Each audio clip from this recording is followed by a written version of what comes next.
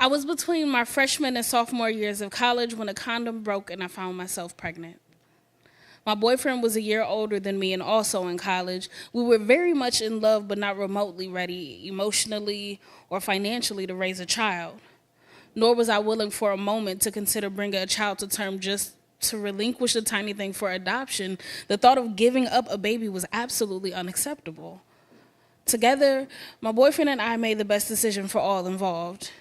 We went to Planned Parenthood, where we had gotten the contraceptives, and they helped arrange a therapeutic abortion in San Francisco. My boyfriend drove me there and back. It was only later that I realized how lucky we were to have that choice. The Supreme Court had just ruled on Roe v. Wade in January of 1973, and this was only September. Afterward, Planned Parenthood was firm about asking what contraceptive method I would be using in the future to prevent unwanted pregnancy. So I went on the pill. Because I wasn't quite ready to return to school that fall, and because my grandmother was caring for my bedridden grandfather and had been hospitalized herself, I chose to take that semester off and move to Washington State to be with them.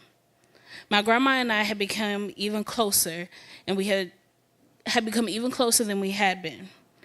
She shared with me that after my mother, her youngest, had been born in 1934, she got pregnant again and decided she didn't want another child on a poor farm in the midst of the Depression.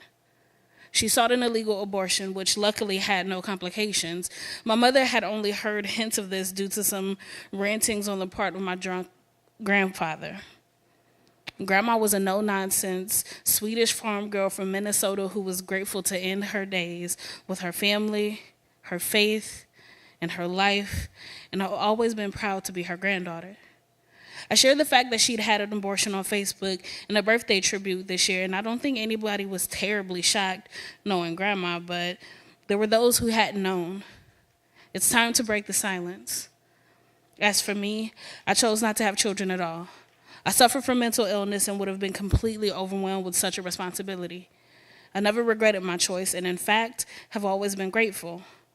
Every woman deserves the right to decide what happens with her own body. Thank you for the chance to tell my story. Wendy Howard Benham.